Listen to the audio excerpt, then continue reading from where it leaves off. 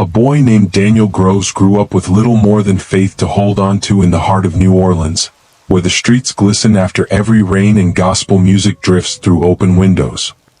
His mother sold fruit by the roadside, her face lined with the weariness of a life spent struggling, and his father was nothing more than a faded memory. Daniel often sat outside their small house at dusk, watching the streetlights flicker to life as he whispered small prayers he barely understood. He wasn't sure who was listening, but deep down he felt something. A pull, a quiet voice that told him he was meant for more. He started visiting a small wooden church at the edge of the neighborhood. The paint was chipped, the benches uneven, and the roof leaked when it rained, but it was the only place that made him feel seen. One Sunday when the pastor failed to show up, the small church had expected its old pastor, Reverend Carter, to lead the service. But word spread quickly that he'd been in a terrible car accident on his way to the chapel. The pulpit stood empty, the congregation whispering in confusion. Daniel looked around, heart pounding. And in that silence, something inside him said, "Go." He stepped forward, climbed onto the altar, and began to speak. The few people who gathered looked restless, ready to leave. But Daniel, his hands shaking as he said, Maybe we don't have to go home just yet. Maybe we can still pray." A few stayed. He opened the Bible and began to speak, his voice unsure at first, but growing steadier with every word. "God doesn't forget the poor," he said softly. "He doesn't forget the lonely. Even when the world turns its back, he remembers every single one of us." The room grew silent. A woman in the front began to cry quietly. By the time Daniel finished, the few people who had come to leave were now kneeling in prayer. From that night on, something began to change. He kept preaching, not because he planned to, but because people kept asking him to. Dock workers, widows, teenagers with nowhere else to go, they came to listen, to find something real in a city that often forgot them. One evening, after service, as he was sweeping the floor, a young woman walked up to him. She held a worn notebook in her hand and smiled faintly. She asked, "Do you always talk like that?" He looked up, confused. "Like what?" Daniel asked. She said, "Like you actually believe everything you say." He smiled. "If I didn't, what would be the point?"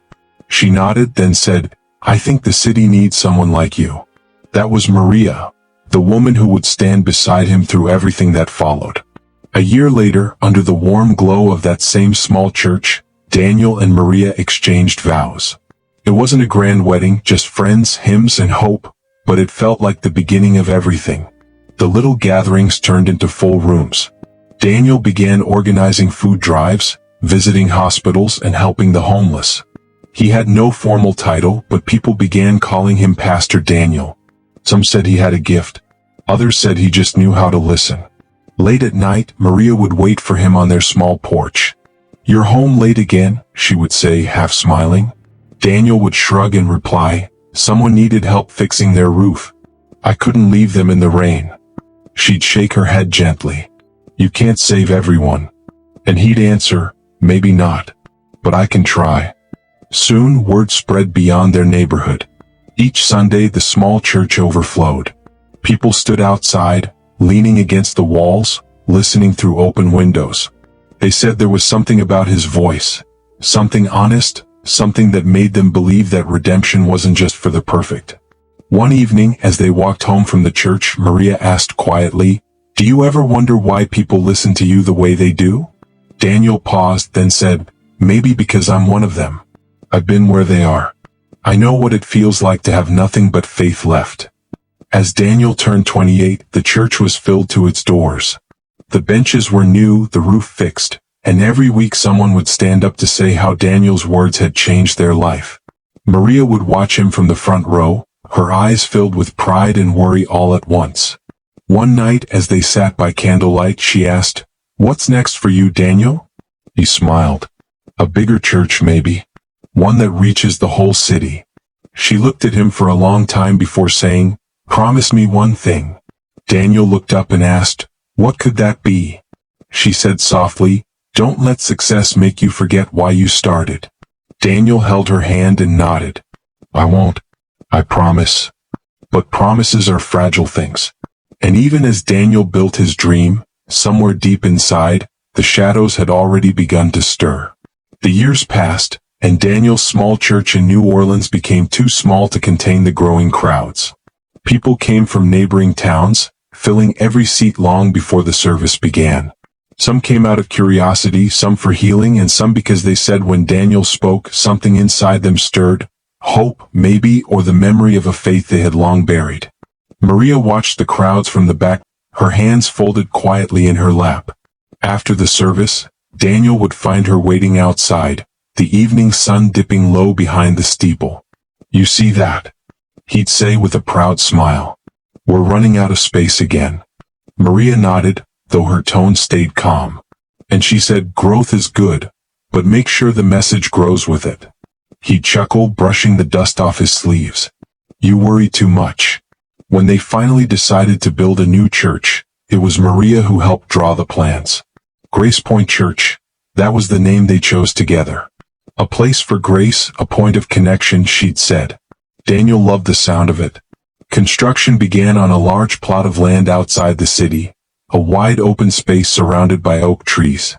Volunteers came to help, some bringing tools, others bringing food. Daniel worked beside them, hammering nails and mixing cement, laughing with the workers like he was one of them. One evening, as the sun dipped below the horizon, he stood beside Maria, staring at the unfinished building that would soon become his dream. "Can you believe it?" he whispered. "From that little room on 12th Street, to this." Maria smiled softly. "It's beautiful, Daniel. But remember, it's not the walls that make a church." He looked at her and said quietly, "No, it's the people. And I'll never forget that." When the doors of Grace Point finally opened, the place was electric. Cameras flashed, choirs sang, and the congregation filled every corner. Daniel's voice thundered through the speakers. "This is not just a building," he preached. "It's a promise. A promise that no one is too lost to be found." His sermons began airing on local radio stations. Then a television producer approached him after service one Sunday. "Pastor Daniel," he said, "your message could reach millions. Ever thought about broadcasting?" Maria hesitated when she heard about it later that night. "Television? Are you sure?" she asked. "That's a big step." Daniel smiled, the glow of ambition flickering behind his eyes. "Maria, think of it, people who can't come here can still hear the word. Isn't that what God would want?" She sighed. "Just promise me you'll stay true. Fame has a way of making people forget who they are." He laughed softly. "I know who I am, Maria. I'm just a preacher trying to do more good." The first broadcast aired on a Sunday morning. Within weeks, letters poured in, testimonies, donations, stories of miracles. People said they were healed while watching him pray. Others said they found peace for the first time in years. Daniel began traveling across states, holding crusades that drew thousands. At home, Maria waited up most nights. When he returned late, tired and glowing from the applause, she'd ask quietly, "Did you eat?" He'd loosen his tie and smile. "Barely had time." The crowd was unbelievable tonight. "You should have seen them, Maria. God was in that room." She'd smile faintly, pouring him a cup of tea. "I believe you. Just don't forget to take care of yourself too." As the ministry grew, so did the money. New offices, new staff, a media team, a choir that traveled with him. Grace Point became more than a church. It became a movement. Reporters called him the voice of the new generation of faith. One Sunday after service, an elderly man approached him, tears in his eyes. "Pastor," he said, "I was about to end my life before I heard your sermon on TV. You saved me." Daniel smiled and placed a hand on the man's shoulder. "It wasn't me, brother. It was the grace of God." But as the man walked away, Daniel's chest swelled with something he didn't name, pride maybe, or destiny. At dinner that night, Maria noticed it in his eyes. "You're changing," she said quietly. He looked up from his plate. "Changing how?" "You're starting to sound like the people who worship you, not the God you preach about." He set his fork down slowly. "You think I'm doing this for me?" "I think," she said softly, "you need to remember why you started." He sighed, rubbing his temples. "Maria, I'm doing everything I can to reach people. Isn't that what you wanted?" She said nothing more. She just looked at him for a long time, as if searching for the man who once swept the floors of a small wooden church. Weeks turned into months, and Grace Point became an empire.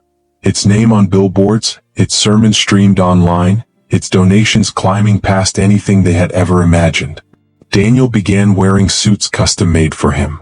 He arrived in a black car with tinted windows, escorted by church staff. The little boy who once preached in the rain had become a man the city looked up to.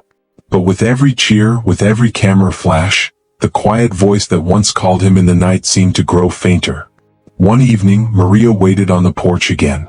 He arrived long after midnight, exhausted but radiant from another televised crusade. She whispered, "You're home late again." He kissed her forehead gently. "You know how it is, people needed prayer. I couldn't just walk away."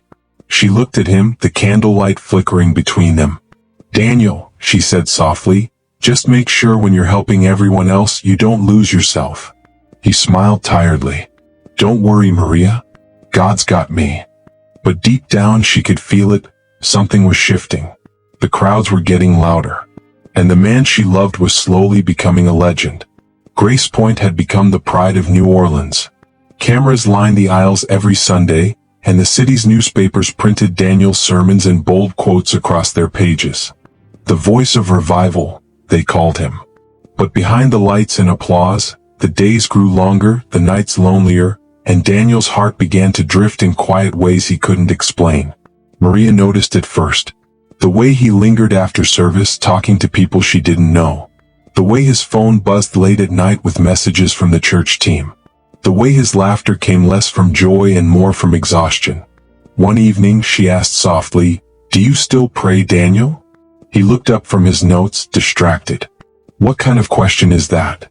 "The kind a wife asks when she hasn't seen her husband kneel in a long time." He sighed and leaned back. "Maria, I'm leading thousands now. Every sermon, every crusade, that's prayer." She shook her head gently. "No, that's performance. There's a difference." The next morning, Daniel met with the choir. They were preparing for an upcoming televised event, a massive Easter celebration that would air nationwide. That's when he noticed her, the new choir director. Her name was Elise. She was younger, with a voice that could melt through stone and eyes that never seemed to look away when he spoke. After rehearsal, she walked up to him, her hands still clasped from the final hymn. "Pastor Daniel," she said softly, "I've never seen a congregation respond the way they do to you." He smiled, humbled. "It's not me, Elise. It's the message." She smiled back, almost teasing. "Maybe. But the message wouldn't sound the same without your voice." At first it was harmless. Meetings after choir practice, long talks about music, about faith. She'd bring him new song ideas, stay behind to rehearse late, and when the others left, her laughter would echo through the empty hall. One evening as they locked up, she handed him a folder of notes. Their hands brushed. For a moment, neither moved. The silence between them was heavy, the kind that said everything words couldn't. The next day, Daniel tried to shake it off. During service, he preached harder, louder, hoping to drown the guilt in sound. But when Elise sang that morning, her voice lifted through the church like a confession. He found himself watching her instead of the crowd. That night, Maria waited up again. "You were quiet at dinner," she said. He shrugged. "Just tired. The event's taking a lot out of me." She looked at him steadily. "You've been saying that for months." He smiled faintly. "You know me, always carrying the world." She didn't smile back. "Then maybe it's time you remembered who's helping you carry it." He looked away, guilt pressing at his chest. "Maria," he whispered, "I love you. You know that, right?" She nodded slowly. "I do. I just hope you still remember what that means." The weeks leading up to Easter were a blur. The church buzzed with rehearsals and planning. Elise was always nearby, offering advice, encouragement, sometimes just a quiet presence when Daniel's nerves got the better of him. One night, after a long rehearsal, the power went out. The sanctuary fell silent, lit only by the flickering candles near the altar. Daniel stood there, looking out over the empty pews. Elise's voice broke the stillness. "Do you ever get lonely, Pastor?" He turned to her and said, "Sometimes." "You're surrounded by people every day," she said, stepping closer. "But I think no one really sees you." He swallowed hard. "You shouldn't say that." "Why not?" she whispered. "It's true." He took a step back, his heart pounding. "We both know this isn't right." She looked at him, her eyes steady, and said, "Right and wrong don't always feel this clear when you're standing in the dark." The next morning, Daniel preached as if trying to burn something out of his soul. His voice cracked with emotion, his hands trembled on the pulpit. The congregation thought it was the Spirit moving.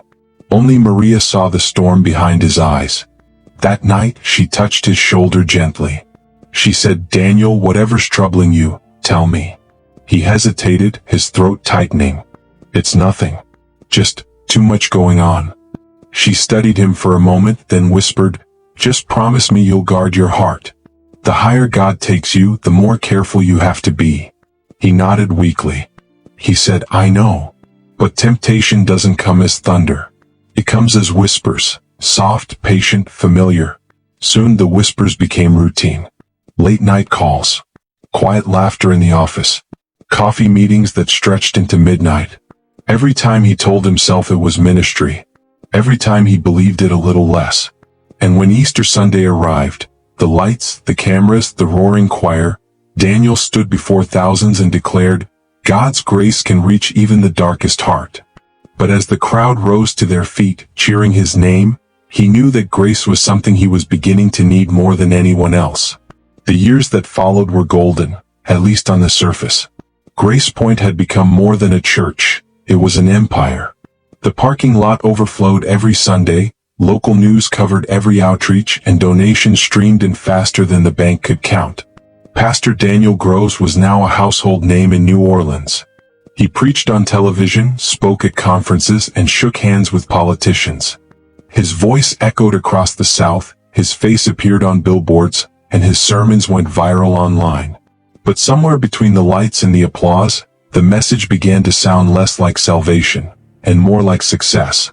Maria watched it happen in slow motion. The man she had once prayed with every night now came home after midnight, too tired to talk, too distracted to listen. His eyes were always on his phone, his mind somewhere else. One evening, as the rain tapped lightly on the window, she asked, "Do you ever miss the old church?" He glanced up. "What do you mean?" "The one with peeling paint. Wooden benches. Just 20 people and no cameras." He smiled faintly. "We've grown, Maria. Isn't that what we prayed for?" She nodded. "Yes. But I wonder if somewhere in the growing, we lost what made us pray in the first place." He leaned forward, his voice gentle. "Maria, everything we have now, the outreach programs, the orphan fund, the hospital partnership, this is God's blessing." She looked at him, her eyes soft but sad. "Maybe. But blessings can turn into burdens when we forget who they're for." Weeks turned into months. Elise was still in the choir, though less visible. Rumors began to swirl, whispered conversations among the church staff, glances exchanged when Daniel walked by. Nothing solid, but enough to stir unease. Late one night in his office, Daniel sat alone staring at the financial reports. The numbers were staggering, millions raised, millions spent. But there were discrepancies. Transfers to accounts he didn't recognize. Missing receipts. He rubbed his forehead. "Lord," he murmured, "I just wanted to do your work." His assistant, Jacob, knocked softly. "Pastor, we've got to finalize the outreach budget." Daniel nodded absently. "Just approve the last batch. We'll reconcile later." Jacob hesitated. "Sir, the auditor's asking questions." "Should we?" Daniel's voice cut sharper than he meant. "Just handle it, Jacob." Jacob nodded, leaving quietly. The door closed and Daniel exhaled. He knew. Somewhere, somehow, money was moving where it shouldn't. And worse, he didn't know who was behind it anymore. The following Sunday, he preached about forgiveness. His tone was heavy, his words trembling with something unspoken. "Sometimes," he said from the pulpit, "the hardest person to forgive is yourself." Maria sat in the front row, her hands clasped, eyes glistening. That night, she found him in his study, the lights dim. "You're not sleeping," she said softly. He smiled weakly. "I can't. Every time I close my eyes, I see faces, people who trusted me, people who believed every word." "Then tell them the truth," she whispered. He shook his head. "You don't understand. The truth could destroy everything." She stepped closer. "Then maybe it's not the truth that will destroy it. Maybe it's the lie you're living." He didn't answer. He couldn't.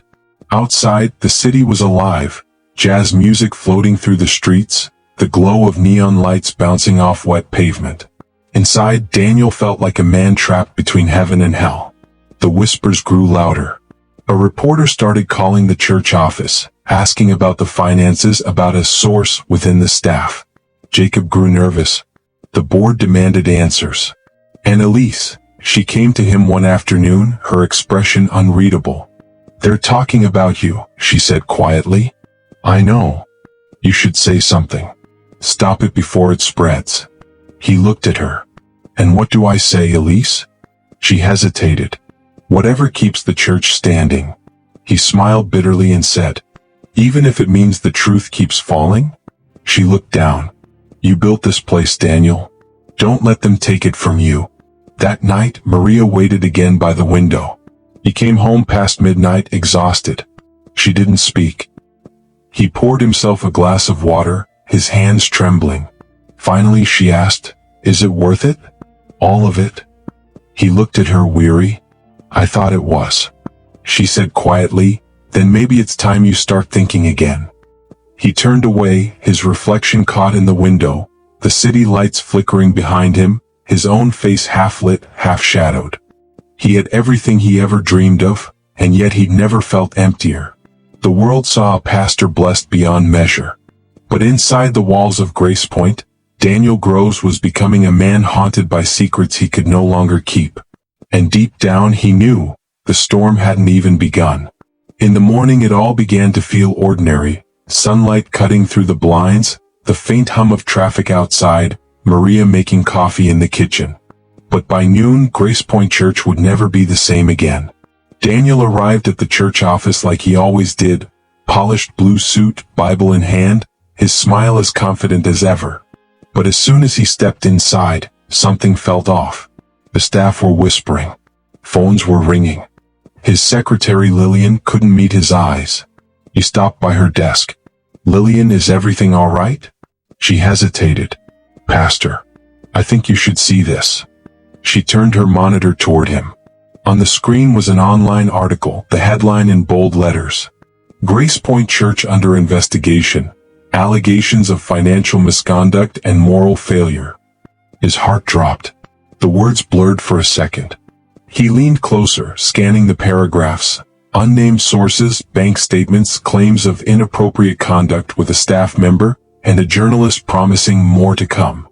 He whispered, "Who sent this to them?" Lillian shook her head. "They said they have documents, Pastor. Real ones." Daniel's pulse quickened.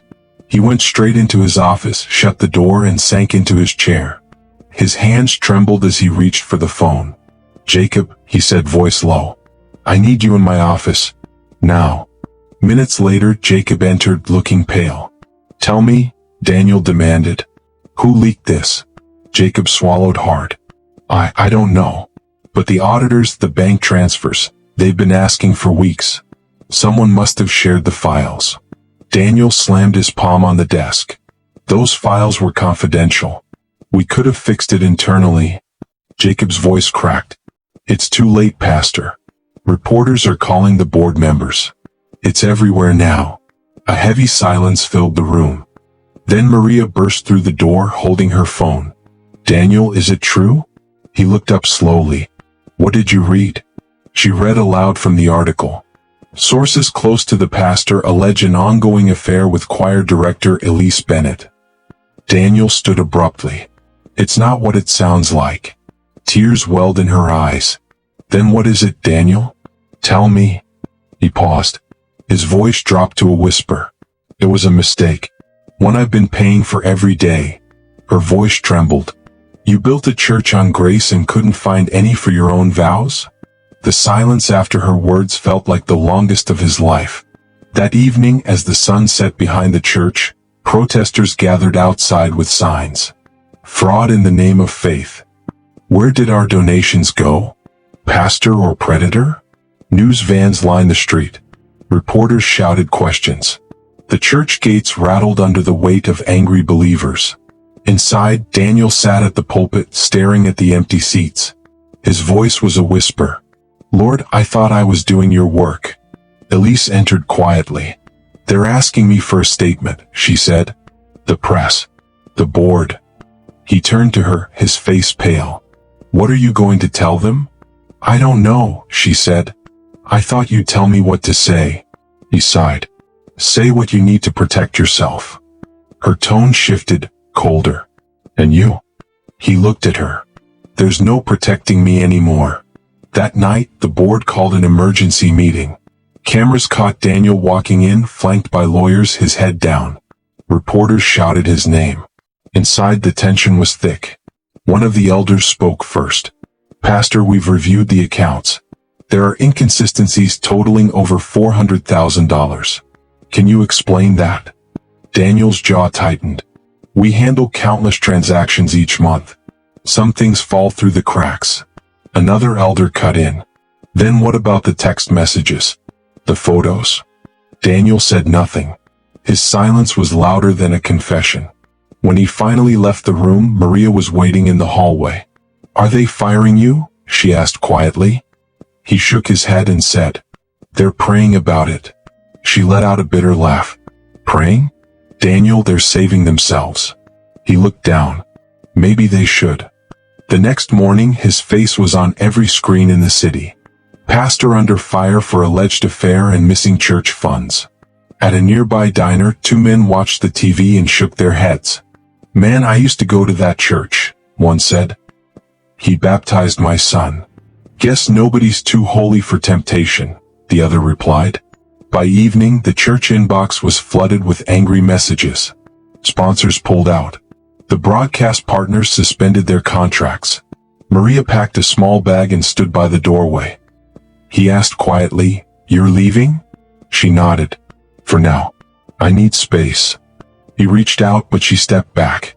"Don't," she said softly. "I don't even know who you are anymore." When the door closed, the sound echoed through the house like a final sermon. Daniel walked back into his study. The walls were covered in framed photos, smiling faces, baptisms, charity drives. He stared at them one by one, his eyes heavy with regret. Then he whispered, "You gave me the world, God, and I lost it with my own hands." Outside, lightning split the sky and rain began to fall, the same kind that once fell the night he first preached in that old wooden church. But this time no one stopped to listen. The next few days after the exposure were a blur, flashing cameras, angry crowds, endless phone calls from reporters. Grace Point Church had become the center of a scandal the city couldn't stop talking about. And at the center of it all was Daniel Groves, a man who once preached redemption, now running out of grace. He stayed mostly indoors, blinds drawn, his phone face down on the desk. The only sound was the rain against the windows. Maria hadn't come home. The board had suspended him, pending investigation. And Elise, the woman whose name now appeared in every headline, had vanished too. Late one night, Jacob knocked softly at the door. "Daniel, you need to talk to the lawyers," he said. Daniel didn't look up and said, "I already did." Jacob frowned and asked, saying, "And?" "They said I could be charged if they find proof of misused funds." Jacob exhaled. "So what are you going to do?" Daniel's voice was calm, almost too calm. "I've been thinking about disappearing for a while now." Jacob froze. "Daniel, don't say that." He looked up finally, eyes hollow. "They've already judged me, Jacob. The church, the people, even Maria. They don't want the truth. They want a villain." Jacob stepped closer, saying, "Running won't fix it. You'll only make it worse." Daniel smiled faintly. "Or maybe I'll find peace somewhere no one knows my name." The next morning, Daniel was gone. The house was empty, closets cleared, bank cards missing, laptop gone. Maria returned that afternoon and found a letter on the table. Read, "Maria, I never meant to hurt you. Everything I did believing it was for something bigger than us. But I lost myself somewhere along the way. Don't look for me. I'll find my way back to God in my own time. Daniel. She sat at the table, tears streaming silently. He's really gone, she whispered. The police issued a warrant days later. The church finances had been audited, nearly $500,000 unaccounted for. The board distanced themselves immediately. Grace Point operates independently of Pastor Grove's personal activities, the official statement read. But the media wasn't buying it. Every major network ran the same headline, "Fallen Pastor on the Run." Meanwhile, hundreds of miles away in a small town outside Dallas, a man calling himself David Grant checked into a roadside motel. He paid cash, wore sunglasses, and used a prepaid phone. His beard had grown. His hair had turned gray. But the mirror didn't lie. It was Daniel Groves. He spent his days reading, praying quietly, watching his old sermons on YouTube from burner accounts.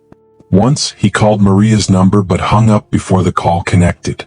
At night, he would sit outside under the buzzing motel light and whisper to himself, "Maybe God can still find me here." But the world was catching up. Investigators traced the missing funds, wire transfers leading to shell charities, all under aliases connected to Daniel's name. Surveillance footage placed him in several states over the next few weeks, Louisiana, then Mississippi, then Texas. A federal agent named Carter briefed his team one evening. He's smart, trained in public relations, and knows how to manipulate perception. But guilt makes people sloppy. He'll slip. Back in the motel, Daniel started seeing his own face on TV. Authorities are still searching for former megachurch pastor Daniel Groves, accused of embezzlement and obstruction. He muted the television. The sound of his own voice preaching echoed faintly from a recording. "No matter how far you fall, God's grace can still reach you." He whispered to himself, "I used to believe that." Days turned into weeks. He dyed his hair, bought new clothes, and moved again, this time to a quiet coastal town near Galveston. There, he started volunteering anonymously at a soup kitchen, calling himself Mr. Grant. No one recognized him. For the first time in months, he felt peace, fragile, temporary, but real. One evening, as he was cleaning up the tables, a woman approached him. She smiled softly. "You remind me of someone," she said. He froze. "Do I?" She nodded. "A preacher. Used to be on TV. Daniel Groves. You sound like him." He forced a laugh. "Never heard of him." But her eyes lingered on him for a moment too long. The next morning, an unmarked black car pulled into the parking lot. Two men in plain suits stepped out, showing badges. "Mr. Grant," one of them called. "We need to talk." He knew it was over before they even said his name. As they handcuffed him, he didn't resist. He just looked up at the sky, blue and bright, the kind of day he once thanked God for. "Guess this is how grace finds you," he murmured. They led him to the car as townspeople watched in stunned silence. Some whispered. Some prayed. And for the first time in years, Daniel Groves felt something strange, relief. Because the running was finally over. The ride back to New Orleans was quiet. Daniel sat in the back seat of the black government car, hands cuffed, wrists sore, eyes staring out at the blur of highway lights. The agents didn't speak much. One typed notes into a tablet, the other kept his eyes on the road. When they arrived at the Federal Holding Center, the cameras were already waiting. The moment Daniel stepped out, the flashes began. Reporters shouting questions, microphones thrust forward. "Pastor Groves, did you steal church money? Was the affair real? Do you have anything to say to your wife?" He didn't answer. He kept walking, his head low. Inside, the cold steel doors slammed behind him. Fingerprints, mugshot, processing. The nameplate on his cell door didn't say, "Pastor." It just said Groves Daniel. Days later, the trial began. The courtroom was packed. Former church members, reporters, curious citizens. Everyone wanted to see how far the mighty had fallen. Maria sat quietly in the second row, her hands clasped tightly, a simple cross necklace around her neck. She looked thinner, older, her eyes heavy but calm. When Daniel was brought in, their eyes met for the first time in months. He froze for a moment, then looked away, ashamed. The judge entered and the courtroom rose. The trial began. The prosecution laid out their evidence: bank transfers, fake charities, testimonies from accountants. Each word felt like a nail in Daniel's coffin. The defendant embezzled church funds meant for community development, the prosecutor said firmly. He used them to support his lavish lifestyle and cover up an extramarital affair. Daniel sat still, eyes down. Then came the defense. His lawyer, a calm, gray-haired man, spoke softly. Pastor Groves is a man who lost his way, not a criminal mastermind. He believed his actions were for the church. His guilt is evident not only in the records but in his heart. There was a long pause before the judge spoke. Does the defendant wish to make a statement before sentencing? Daniel stood slowly. His voice trembled. I built something beautiful, or so I thought. But somewhere along the way I stopped listening to God and started listening to myself. I hurt people who trusted me. I failed the woman who believed in me. And I turned the name of faith into something bitter. He turned slightly toward Maria. I can't ask for forgiveness. But I pray one day you'll find it in your heart to let go of the pain I caused. Maria didn't move, but a tear rolled down her cheek. The courtroom was silent as the judge read the sentence. Daniel Groves, you are hereby sentenced to 7 years in federal custody for fraud and misappropriation of charitable funds. The gavel fell. As the guards let him out, Maria whispered under her breath, 7 years to find the man you used to be. Daniel turned back one last time, eyes meeting hers through the glass barrier. He nodded slightly, not as a pastor but as a man stripped bare of everything. Months passed. Behind bars, Daniel lived a quiet life.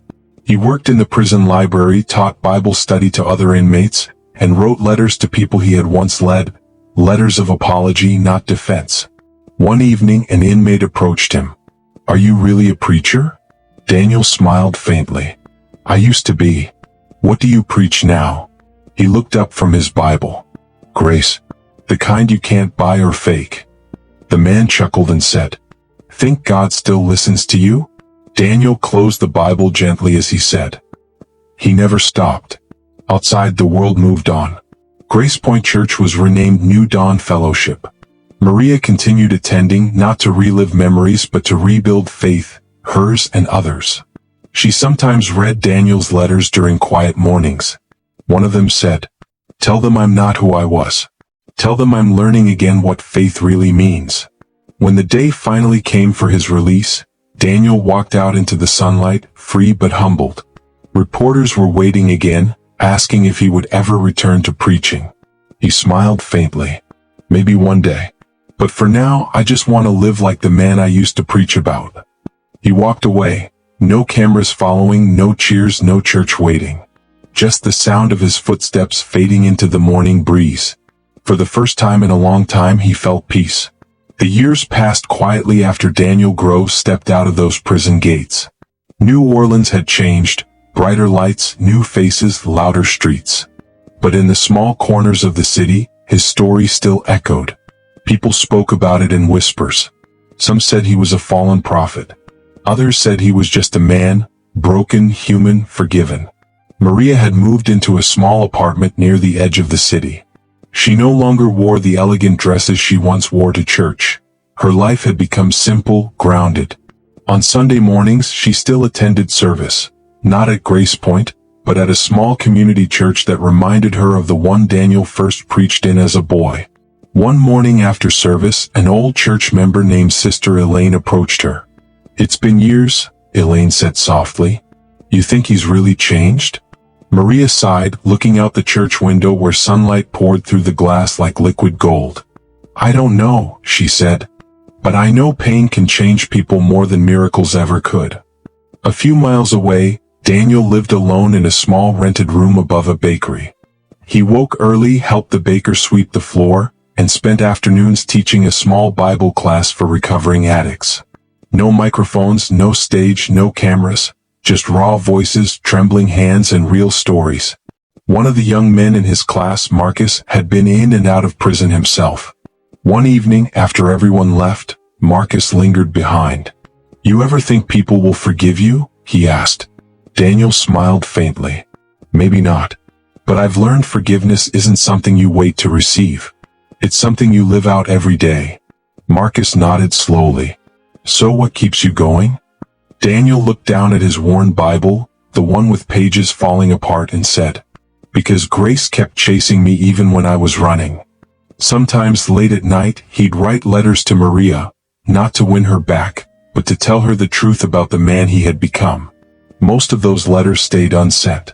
He'd fold them neatly, place them in a wooden box, and whisper a prayer over them. He still carried the memories, the flashing lights, the reporters, the betrayals. But the noise had quieted inside him. One Sunday morning he visited the site where Grace Point Church once stood. The building had been sold, renovated, renamed New Dawn Fellowship. He watched from across the street as families entered, children laughing, ushers smiling. A young pastor was preaching that day, full of fire, full of faith. Daniel stood under a tree, unseen, listening from afar. When the choir began to sing, a tear rolled down his cheek. He whispered under his breath, "Thank you for not giving up on them, or on me." A small boy passing by tugged his mother's hand. "Mama, who's that man?" She smiled. "Just someone who's been through a lot, honey." That evening, Daniel sat by the river, the same one where he used to preach as a young man. The sun was setting, painting the water gold and orange. He closed his eyes and prayed softly. "Father, I built my kingdom and lost it, but you tore it down and built something better in me. If anyone ever remembers my name, let it not be for the empire I made, but for the man I became after it all fell apart." He stayed there until the last bit of sunlight slipped beneath the horizon. And across New Orleans, people who had once sat under his ministry began to heal in their own ways. Some still carried anger, some sorrow. But others found hope, that even in failure, redemption was possible. Maria eventually received one of his final letters. It was short, written in Daniel's old, careful handwriting. "Maria, I've stopped asking God to restore what I lost. I only ask Him to restore what I broke, inside of me, inside of you, inside of everyone I hurt. If my story ever helps another soul find its way back to grace, then maybe that was my true calling all along." She folded the letter slowly and placed it beside her Bible. For the first time in years she smiled, not with joy but with peace. As the city lights of New Orleans flickered alive that night, the echoes of Daniel Groves's rise and fall became something more than scandal. It became a lesson, a mirror held up to everyone who had ever stumbled while reaching for greatness. Because behind every fallen preacher, every broken dream, every ruined empire, lies the same question that haunts us all. When faith meets failure, which one survives? And maybe, just maybe, the real miracle isn't in never falling, but in standing up again when the world thinks you never will.